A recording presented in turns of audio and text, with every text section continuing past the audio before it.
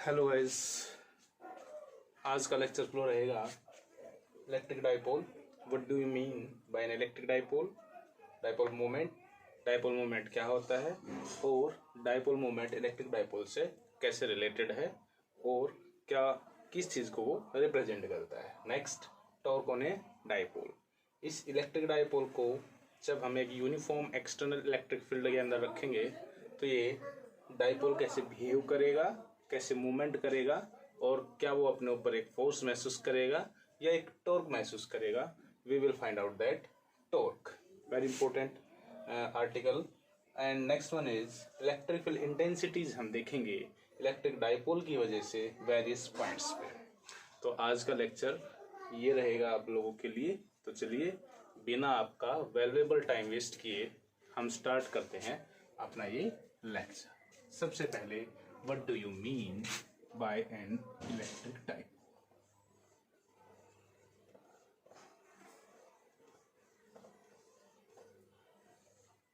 एक electric dipole क्या होता है?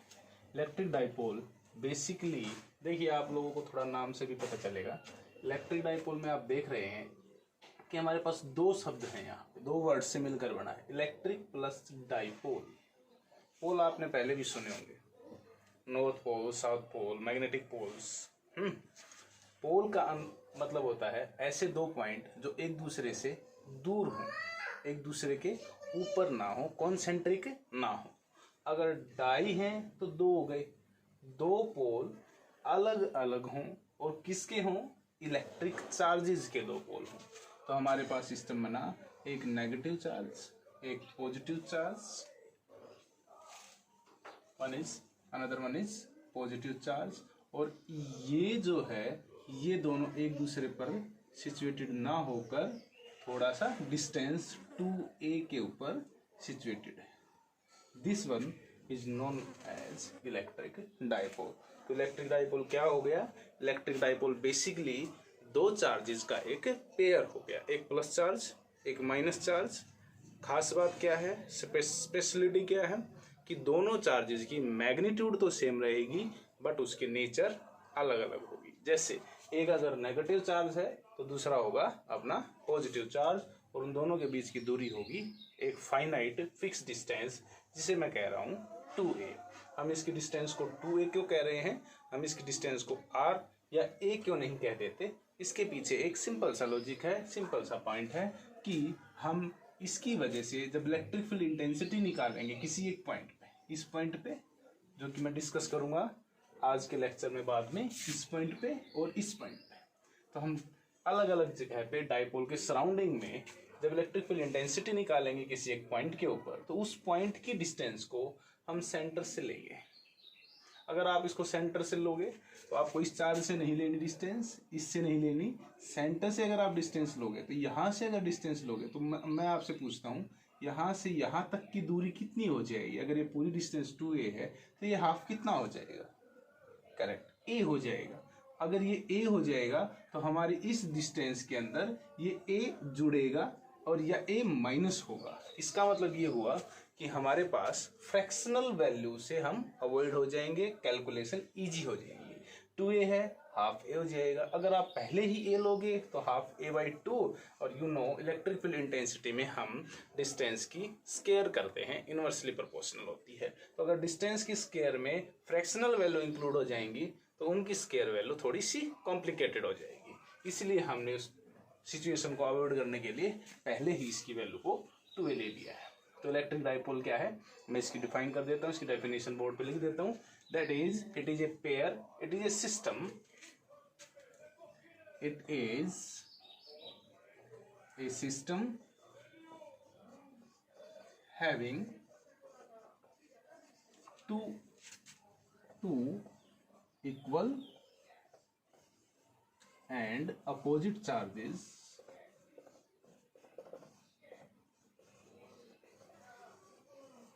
separated by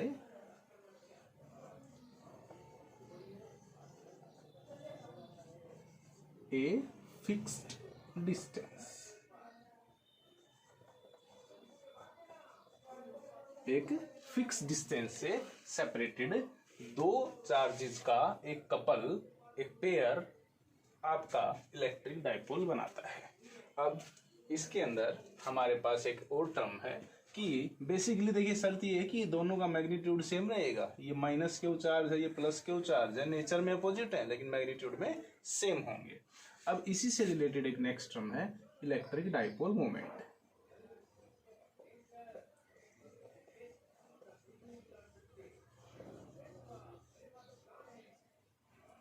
क्या टर्म हो गई? Electric dipole moment. देखिए पहले ये बता देता हूं, जो डाइपोल के चार्जेस के बीच की दूरी है ना, फिक्स डिस्टेंस है, उसे हम कहते हैं डाइपोल की डिस्टेंस, इसे हम कहते हैं डाइपोल की लेंथ। तो ये कहलाई डाइपोल लेंथ। इसका नाम क्या हो गया? Dipole length. ओके, तो ये डाइपोल लेंथ हो गई, ये हमारे चार्जेस हो गए। अब इलेक्ट्रिक डाइपोल मोमेंट को हम डिनोट करते हैं स्मॉल p से। ये एक वेक्टर क्वांटिटी होती है और वो मैं आपका अभी डिस्कस करने जा रहा हूं। तो electric dipole moment which is represented by a term p is equal to, क्या होता है ये? इन दोनों चार्ज में से किसी एक चार्ज का आप मैग्नीट्यूड उठा लीजिए, या तो माइनस चार्ज ले लीजिए या आप प्लस चार्ज भी ले सकते हैं। ओके, तो p हमने लिया which is equal to the product of any one charge that is q, और इन दोनों के बीच की लेंथ that is 2a। तो ये बन गया हमारा dipole, electric dipole moment. What do you mean by electric dipole moment? It is the product of magnitude of any one charge of electric dipole and the distance या dipole length या the distance between the two charges। मैं इसको भी एक बार define कर देता हूँ board पे। It is defined as the product of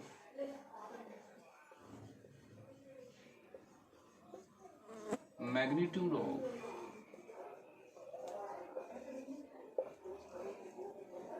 any one charge and the distance between the two charges।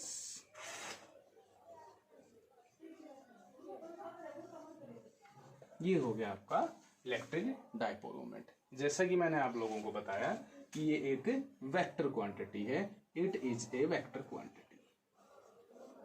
यह एक वेक्टर क्वांटिटी है। इसका मतलब ये हुआ कि इसकी डायरेक्शन भी होगी और इसका मैग्नीट्यूड भी होगा। ये एक डायरेक्शन भी रखता है। तो इसकी डायरेक्शन हम दिखा देंगे कि ये एक वेक्टर रिप्रेजेंटेशन कर दी मैंने। इसको लिख दी, मैं पहले 2a लिख लेता हूँ, एंड क्यों लिख देता हूँ। ये 2a जो है ये भी एक वेक्टर क्वांटिटी होती है। तो जैसा कि हमने पीछे भी पढ़ा है और अब सब जानते भी हैं कि वेक्टर डायरेक्शन के साथ होते हैं। तो डायरेक्शन है तो इसका मतलब डाइपोल लेंथ की डायरेक्शन किधर से किधर मानी जाती है। तो कन्वेंशनल पहले से ही इसकी डायरेक्शन फिक्स करके हमने रखी होती है negative to positive. It is a vector quantity, इसलिए मैं इसके ऊपर एक वेक्टर सिंबल शो कर रहा हूँ और इसकी डायरेक्शन होती है from negative to positive charge. हमेशा याद रखना है ये। इसी तरह डाइपोल मोमेंट की डायरेक्शन भी अलोंग द डाइपोल लेंथ होती है। इसका मतलब इसकी डायरेक्शन भी from negative to positive charge रखेंगे हम। That is a dipole moment. अब डाइपोल को एक बार मैं फिर से यहाँ ड्रॉ कर रहा हूँ। ये मैं एक ले लेता हूँ नेगेटिव चार्ज, ये ले लेता हूँ पॉजिटिव चार्ज, और जैसा कि हमने पढ़ लिया है इसको हम रख देते हैं एक फिक्स डिस्टेंस 2a के ऊपर। अब देखिए डाइपोल के साथ कुछ टर्म्स असाइन कर लेते हैं। तो डाइपोल के साथ ये वाली एक्सिस है, देखो ये वाली है ना, ये वाली जो एक्सिस इसके अंदर से ऐसे आर पार जा रही है, यानी जीरो एंगल बनाने वाली ये एक्सिस इसकी एक्सियल लाइन कहलाती है। डाइपोल के ऊपर देखिए कोई एंगल नहीं है, ये हमारे पास डाइपोल है और इसी के ऊपर ये डाइपोल हो गया, इसी के ऊपर ये एक्सिस हो गई, ये जीरो एंगल है, ये ऐसे एंगल बनना शुरू होगा। अब ये ऐसे उठेगी और ये देखो ये डाइपोल को बाइसेक्ट भी करेगी और 90 डिग्री भी करेगी। ये वाली एक्सिस कहलाएगी इसकी इक्वेटोरियल लाइन। मैं लिख देता हूं, this line is axial line. Okay, और ये हो जाएगी आपकी इक्वेटोरियल लाइन। इक्वेटोरियल इक्वी माने बराबर, टोरियल माने तोड़ने वाली, इक्वी माने बराबर बराबर, दो बराबर भागों में तोड़ने वाली लाइन हो गई इक्विटोरियल। इसका एंगल कितना हो गया 90 डिग्री। तो कोई पॉइंट यहाँ जो होगा हम कहेंगे इस एक्सिस के ऊपर, उसे हम एक्सेल पॉइंट कहेंगे, वहां हम इलेक्ट्रिक फील्ड इंटेंसिटी निकालेंगे due to an electric dipole. दूसरा पॉइंट अगर मैं इक्विटोरियल के ऊपर लेता हूं तो इस पॉइंट को हम डिफाइन करेंगे एज एन इक्विटोरियल पॉइंट। इसके ऊपर भी इलेक्ट्रिक फील्ड इंटेंसिटी निकालेंगे ड्यू टू दिस डायपोल। और तीसरा पॉइंट, इन दोनों के बीच में कोई भी एक पॉइंट लीजिए जिसका एंगल ग्रेटर देन 0 हो और लेस देन 90 होगा, that is angle theta which is greater than 0 less than 90 degree. इसे हम कहेंगे एनी पॉइंट। तो इसके ऊपर भी हम इलेक्ट्रिक फील्ड इंटेंसिटी कैलकुलेट करेंगे। तो तीनों के ऊपर इलेक्ट्रिक फील्ड इंटेंसिटी कैलकुलेट करेंगे, एक एक्सियल पॉइंट के ऊपर, इक्वेटोरियल पॉइंट के ऊपर, एट एनी पॉइंट के ऊपर। तो ये थी आपकी basic terms related to an electric dipole. तो next one is torque on a dipole. देखिए इसकी यूनिट आप लोग इजीली बना सकते हो। ये एक लेंथ है और ये एक चार्ज है, तो चार्ज यूनिट होती है कूलाम और लेंथ की होती है मीटर। तो कूलाम मीटर है, कूलाम के लिए सी बड़ा लिखिए और मीटर CM, और इसके बीच में एक छोटा सा हाइफन ऐसे लगा दीजिए, कूलाम मीटर। अगर आप इसको ऐसे CM लिख दोगे ना तो ये सेंटीमीटर हो जाएगा। तो याद रखिए C जो है कैपिटल लिखना है, बड़ा लिखना है, और M स्मॉल लिखना है, और ये हो गया आपका कूलाम मीटर। तो ये आप लोगों की हो गई इलेक्ट्रिक डायपोल से रिलेटेड कुछ इंपॉर्टेंट बातें। अब हम बात करेंगे ये डायपोल अगर हम किसी एक फील्ड के अंदर रख देते हैं तो ये कैसे बिहेव करता है, और इससे रिलेटेड हमारे पास क्या आर्टिकल बनता है वो हम बात करते हैं अभी नेक्स्ट आर्टिकल। तो मैं इसको एक बार रब कर रहा हूं, आप लोग इसको पॉज करके लिख सकते हैं।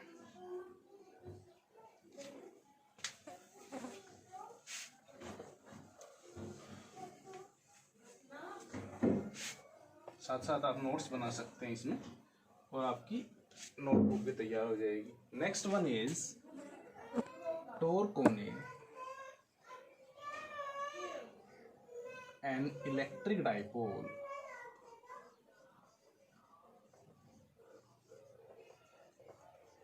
when placed in an uniform electric field, uniform external electric field, external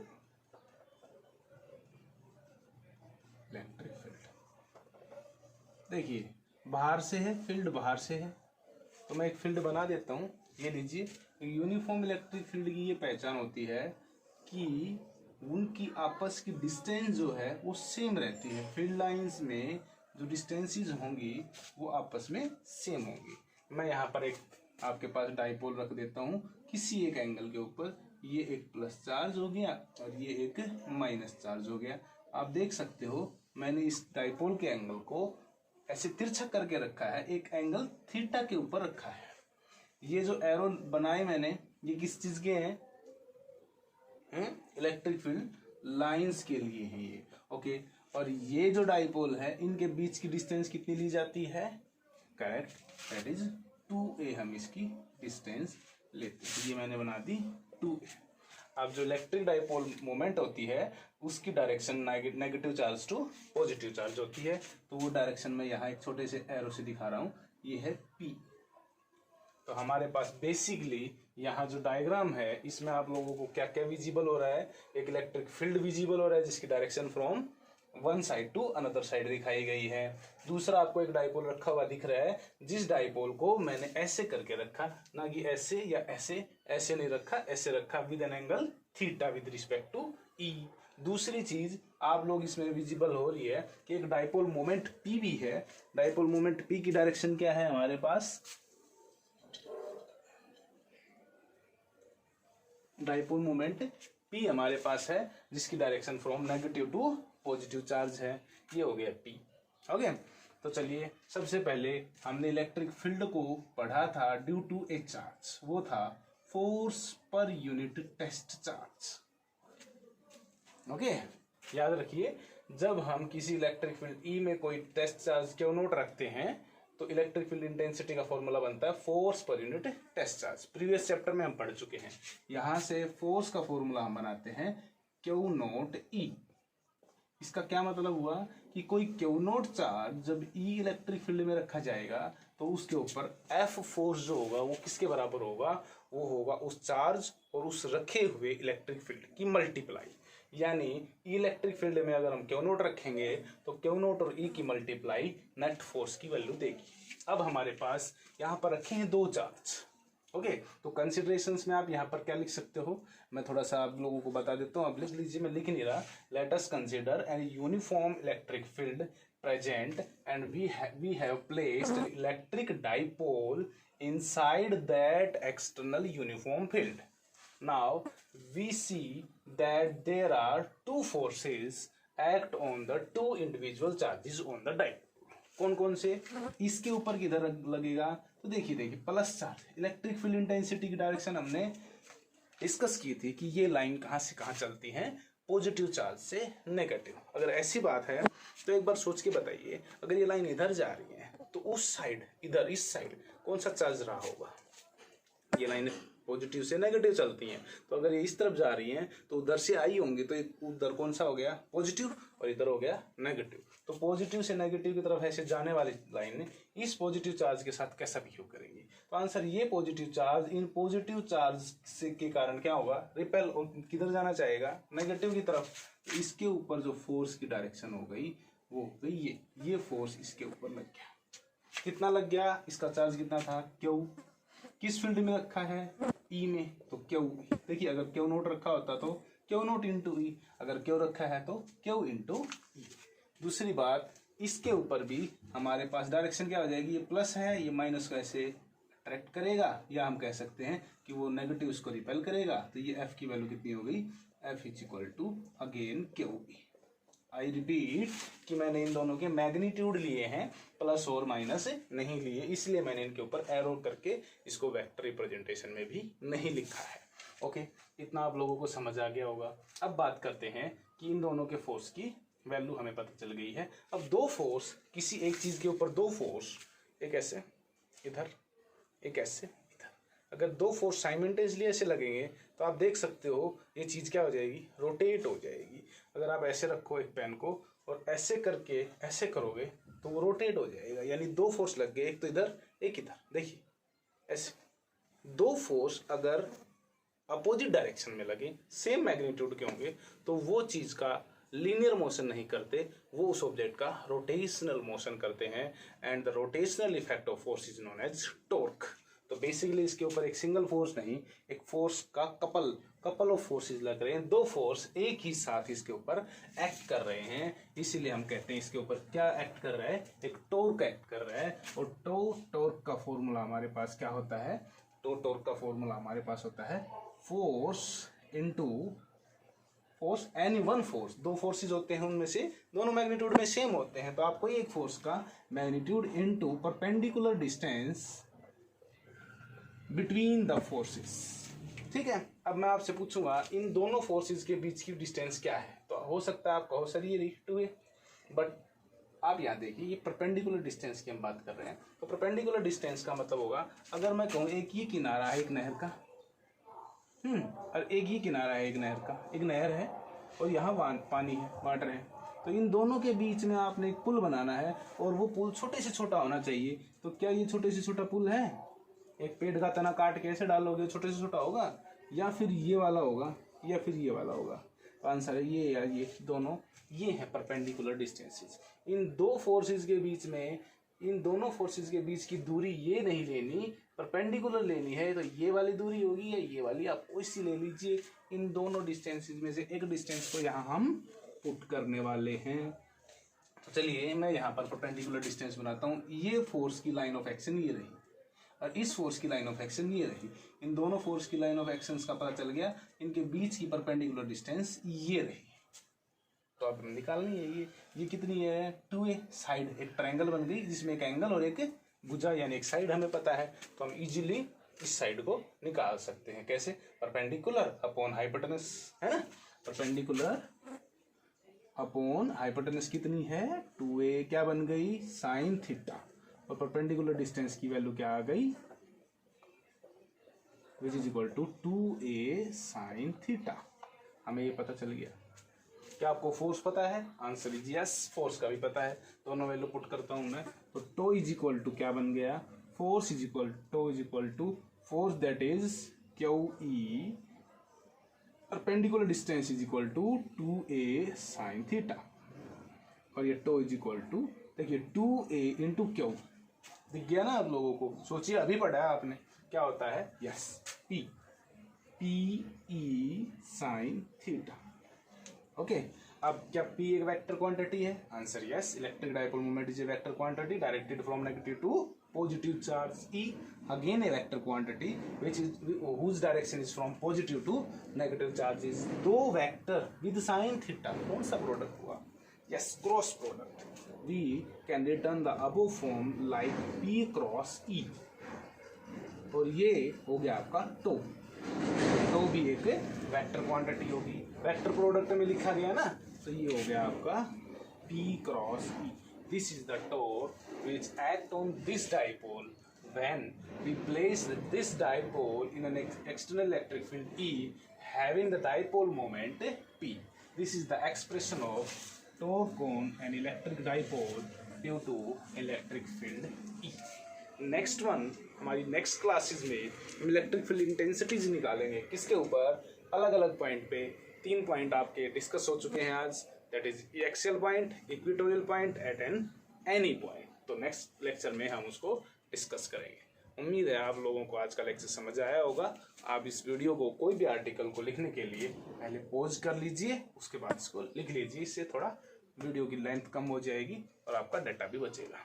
thank you for listening.